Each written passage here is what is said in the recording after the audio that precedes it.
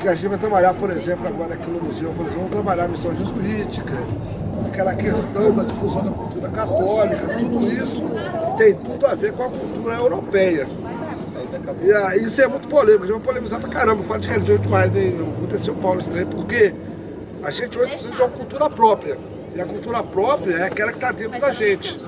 Mas o que está dentro da gente? É os valores que a gente recebe da família. Históricos. E tudo os valores que a gente recebe da família são valores europeus, não são valores brasileiros. Então, nós temos hoje uma responsabilidade grande de fazer uma sociedade autenticamente brasileira. Por exemplo, essas casas aqui já estavam aqui ou estão construindo agora? Já estavam aí, então quer dizer, passou por uma reforma, né? Mas isso aqui são todos construções modernas, isso aqui já é século XX, entendeu? Século XX. É. O Hermes, e até quando você fala criar uma cultura propriamente brasileira, você acha que hoje em dia, com tudo isso que acontece, é possível estar criando, por exemplo, Ouro Preto, mesmo que vocês, o máximo que vocês tentem resgatar isso, vocês conseguem ter uma cultura propriamente brasileira? A gente não consegue por causa da difusão cultural. Então, quando, por exemplo, globalização, se você, né? E você tem, por exemplo, o que acontece? Infelizmente, nós temos muitas pessoas que são bloqueadas para receber novas informações. E até eu brinco com o pessoal que a tradição, ela que avacalha, ela atrofia qualquer processo de crescimento das pessoas. Porque a tradição te prende na mesmice.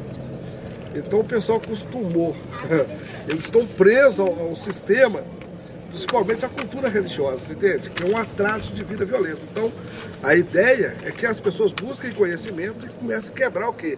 A tradição e quebrar paradigmas, né? Que são os valores que a gente vem arrastando ao longo do tempo, que de certa forma deforma a identidade das pessoas. Ela não contribui para construir a identidade, ela deforma essa identidade, porque ela tira de você a possibilidade de você ser verdadeiramente quem você é. Isso é muito doido, né? Mas é a pura verdade. Né? É a pura verdade. É verdade, né? Então a gente, assim, o nosso papel aqui em Ouro Preto é isso aí. É jogar bomba na cabeça dos outros e depois chegar em casa vocês, do travesseiro, comecem a pensar, né? Se você quer pensar, continuar como era antes, né? Engessado. Com certeza. É isso aí. E aí tem que ter coragem, viu, gente? Mudar não é fácil. Mudar não é fácil, tem que ter coragem. Agora, todo mundo que experimenta uma mudança, experimenta uma melhor qualidade de vida também. Então vamos falar, por exemplo, Barroco, agora não vamos falar do teocentrismo, vamos falar da idade das trevas, não vamos falar de manipulação, não vamos falar de prisão de pensamento.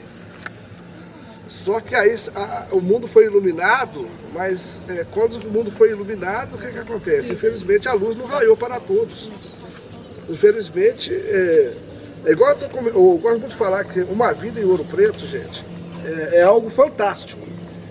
Esse Ouro Preto é um turismo de elite, não é um turismo para qualquer pessoa. E quando vocês chegam aqui em Ouro Preto, tem que aproveitar o máximo, por isso que eu falei com vocês. Se eu percebesse o grupo dispersando, né, porque o tempo realmente ele é precioso, o que a gente vai discutir é interessante, porque muita gente gostaria de ouvir o que vocês vão ouvir aqui, né, nesse momento estão ouvindo, e não conseguem ouvir. Porque em casa, se você questionar, você é barrado no questionamento. A sociedade também não tem resposta. Então agora é o momento de vocês terem resposta. Assim, muitos turistas de fora do Brasil vêm pra cá e querem ficar aqui, tem muitos. A ideia da migração, né? A migração. Tem alguns turistas que chegam aqui, vê a cidade, vê o potencial turístico da cidade e se instalam na cidade. Instalam com pousada, com lojas, etc. Entendeu?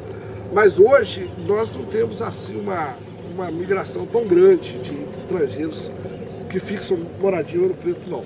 Nós temos um número de visitantes estrangeiros muito grande por causa da importância da história de Vila Rica no conceito de transição do feudalismo para o sistema capitalista no mundo, entendeu?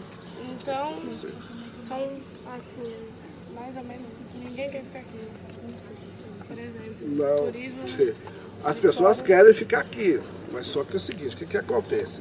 Há o famoso inchaço, né? Vocês já viram falar de inchaço, né? Então o mercado ele começa a se inchar, e aí o que acontece? As oportunidades começam a ficar mais escassas. E aí você não tem como trazer uma ideia nova para a comunidade. Por exemplo, se eu vendo cachorro quente, Se você vier vender cachorro-quente próximo do meu ponto, você vai vender menos cachorro-quente do que eu, porque o pessoal já conhece o gosto do meu cachorro-quente, correto? Vocês conseguiram entender isso daí? Então é por aí, porque geralmente o que traz divisa é as novidades. É que você traz de novo, entendeu? E qual que é o discurso? O que é novo? Você conseguiu entender isso daí? Então, o senhor acha que aqui tem um grande movimento, apesar assim, dos turistas virem aqui, o senhor acha que aqui tem uma grande concentração capitalista, movimentação econômica, assim? Pois bem, o que acontece? Quando você fala disso, nós falamos que o turismo é a empresa que mais cresce hoje no Brasil. Então o turismo hoje movimenta Ouro Preto 15% da economia de Ouro Preto é gerada pelo turismo. E aí você trabalha essa questão de porcentagem, você vai ver a manutenção de empregos de guia, manutenção de empregos nos hotéis e restaurantes, né? Então você vai ver que a rede hoteleira Ouro Preto é muito grande e tem períodos do ano que você não tem vaga nas hospedarias de Ouro Preto. Sim, verdade. Entendeu? Então o que acontece? Então o turismo ele gera grandes divisas, tá certo? E até hoje, por exemplo, a gente trabalha, por exemplo, essa importância e tem falado com as pessoas que onde eles moram, se lá tem um atrativo interessante, que tem um restígio histórico legal, vale a pena manter o atrativo, vale a pena manter a arquitetura, para não descaracterizar, porque mais cedo ou mais tarde a economia do local ela pode ser sustentada pelas atividades do turismo.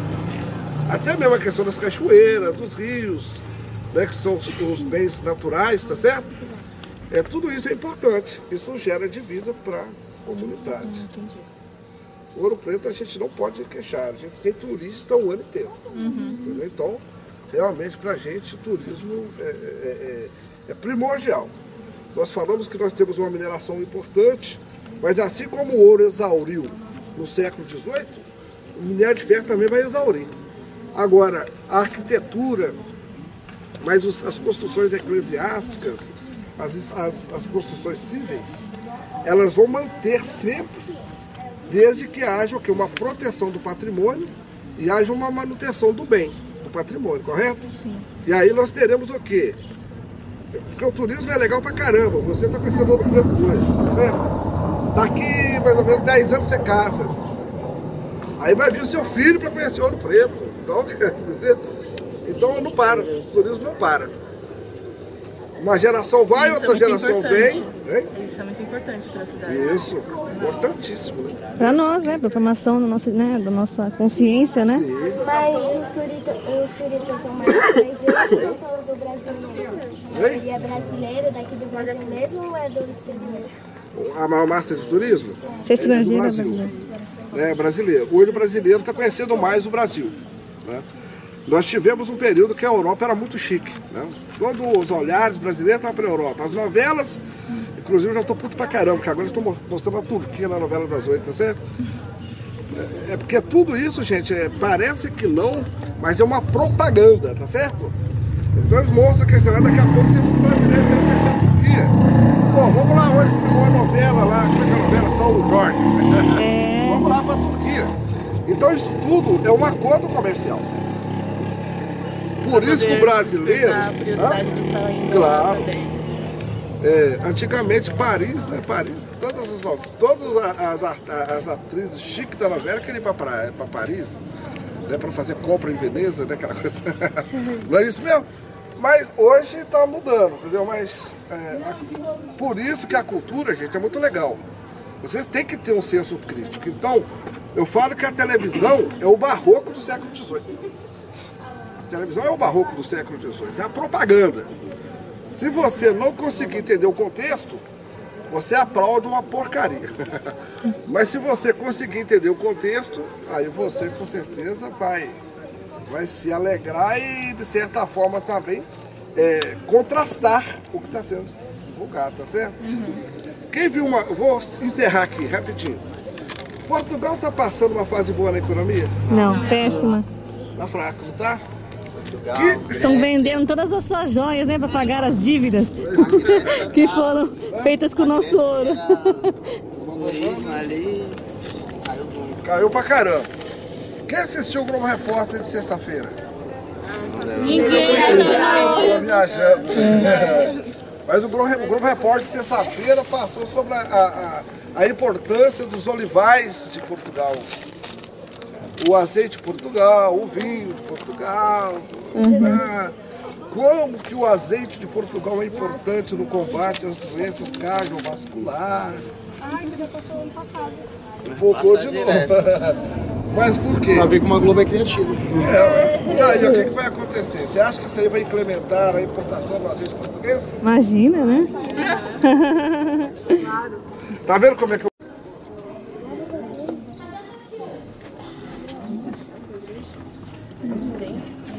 Meninas, vem aqui, ó.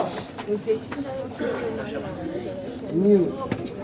Tem mais mulher que eu nessa porra. Galera, é o seguinte, ó. Caramba!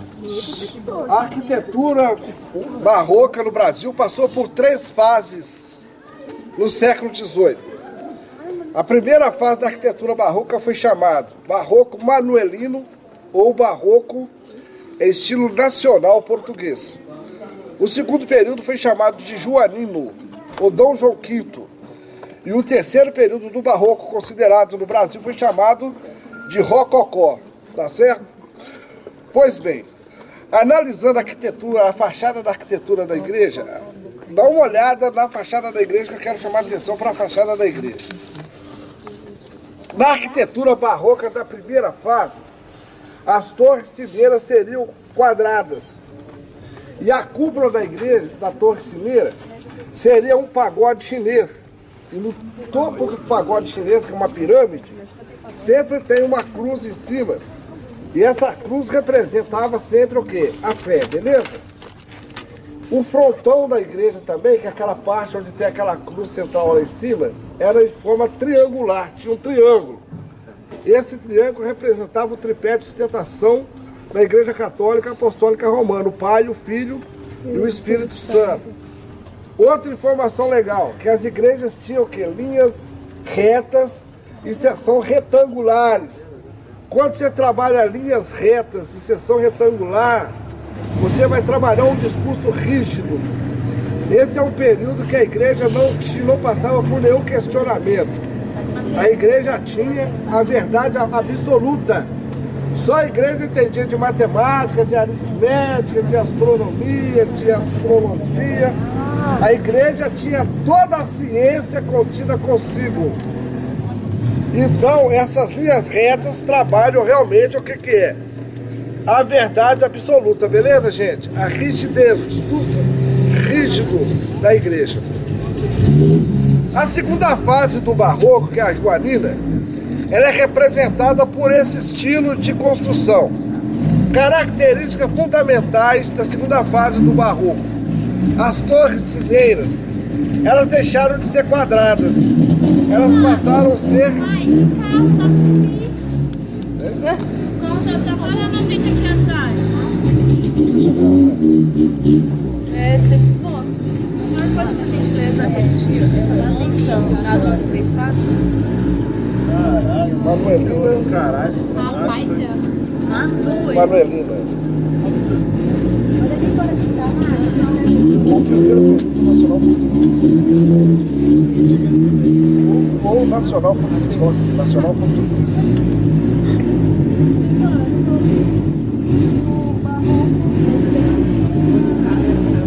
Segunda fase, Dom João V ou Joanina. A segunda fase é? Dom João V ou Joanina. Nossa, gente, é difícil ele sair, ele tá... Corre, beleza? O primeiro mesmo? Ah, primeiro não. Manuel, primeira fase. Manuelina.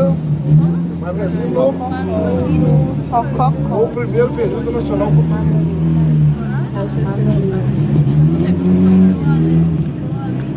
Joanino. Ou Dom João V. Joanino. São 2 formas diferentes. Isso. Do Rococó. Beleza, gente? Voltando aqui a explicação rapidinho. Então, o que está acontecendo? As torres cileiras estão chanfradas. Quando estão chanfrando a torre cileira, está quebrando a aresta. Quando se fala de um discurso que quebra a aresta, é um discurso que está lapidando, está começando a ser lapidado. Por que ela está começando a ser lapidada? Porque o Lutero faz a reforma do cristianismo, vamos falar um pouco disso lá dentro da igreja. Então, o conhecimento que era centralizado para a igreja, que a igreja monopolizava esse conhecimento, através da divulgação da Bíblia, num idioma popular, a igreja vai começar a perder o monopólio desse conhecimento. No que ela começa a perder esse monopólio, aí o que acontece? As arestas começam a ser quebradas, porque as trevas estão começando a ser dissipadas a partir do momento que Lutero propõe a reforma do cristianismo. Conseguiram entender mais ou menos isso? A cúpula da igreja em forma, uma abóbora achatada. Vocês lembram que, quando Galileu e Galilé trouxe a teoria heliocêntrica, ele queria dizer que a Terra girava em torno do Sol. Lembra disso? O movimento de rotação e translação. Nesse período, ele foi altamente questionado pela igreja, e a igreja fez com ele o quê? Olha, você vai ter que negar a sua tese. Não é verdade, porque a Terra ela é quadrada. A gente ensina que a Terra é quadrada e a Terra tem que ser quadrada. Aí, quando a gente estuda a teoria heliocêntrica, você vai ver que esses caras vão chegar lá no templo e falar, realmente a Terra é quadrada. Mas quando ele sai do lado de fora do templo, ele fala, mas que a Terra é redonda, ela é redonda. Então ele não podia contender com a igreja, porque a igreja tinha a verdade absoluta. Isso está tudo na arte, entendeu? Como é que é interessante? Muito bem. Outra informação legal da arquitetura, da arquitetura barroca joanina é as pedras de cantaria.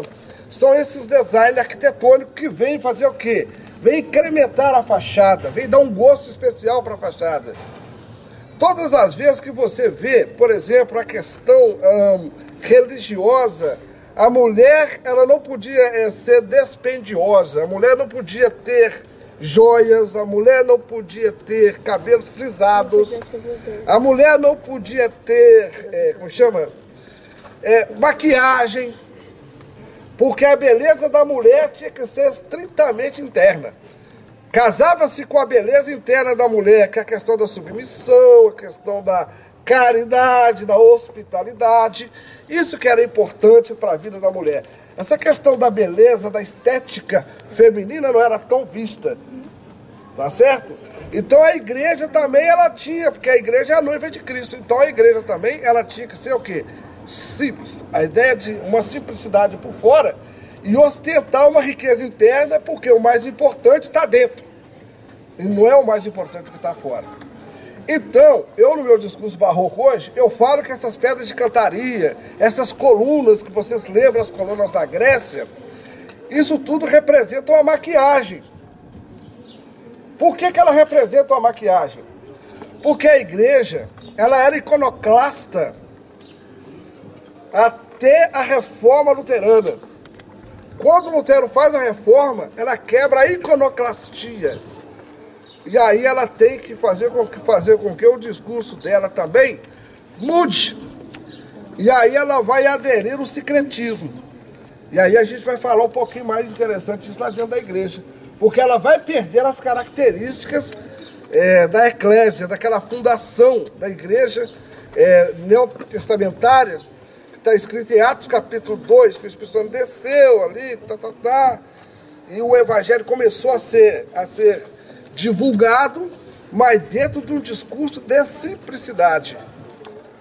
Aí a igreja ela quebra esse discurso da simplicidade, até mesmo por causa de Constantinopla, aonde Constantino traz o discurso do mercantilismo, e aí começa todo um período de ostentação de poder da igreja, que vai ser o absolutismo. Beleza, gente? Conseguiram entender mais ou menos isso? Ótimo, melhor que isso. Achou interessante? Sim. Foi bacana esse raciocínio aí? Então é muito legal, né, cara? Então pra vocês verem que, olha, a arte é uma forma de falar. Entendeu? É um discurso. Aí eu quero que vocês consigam mais ou menos sair daqui com esse senso crítico. Você vai olhar, mas vai começar a investigar. Por que aquilo ali é bonito? Por que aquilo é atraente? O que está acontecendo? E aí vocês começam a crescer culturalmente. Sem esse olhar crítico não tem cultura não, tá certo? Bom, alguma pergunta mais aí, gente? Eu vou parar com essa explicação por aqui. Nenhuma coisa da igreja a gente vai poder tirar foto. Dentro da igreja é proibido tirar foto, tá, gente? Tá certo, gente? Nem Bom, filmar, pode? hein? Nem filmar? Nem filmar não pode. É. Tá? Eu só vou usar o celular só para poder gravar o que ele vai falar. Isso aí que vocês cuidado com essa questão de filmar de foto, porque o pessoal corrige de forma muito rígida, tá certo? Uma outra, eu quero que vocês sempre mantenham esses discursos bem aflorados aí na mente, porque cada igreja dessa aí que a gente for ver, a gente vai ver característica que vai lembrar o quê? Fatos históricos que vocês já estudaram. Porque toda a história, ela foi produzida pela igreja. Você é louco demais, né? É monopólio demais, né? Então, Igreja católica, apostólica, romana. Oi. Na Idade Antiga e na Idade Média, você não tem um avanço filosófico, mas tinha os pensadores que dirigiam as questões, os pensamentos de acordo com o público que eles queriam atingir. Então o discurso continua sendo o mesmo discurso. A ideia é ter uma camada de pessoas com um determinado sonho de consumo e você discursar para essas pessoas. É quem eles queriam manipular o foco, Com certeza. né? É por aí. É legal falar, pode falar dessa forma que a gente não vai ligar, não. Porque isso eu vou falar lá dentro, lá. Ah, então tá. Porque eu não vou falar aí da quebra da pirâmide feudal, né? Eu não vou começar a falar da distorção da pirâmide, falou? Gente, alguém pode gravar lá o que ele vai dizer?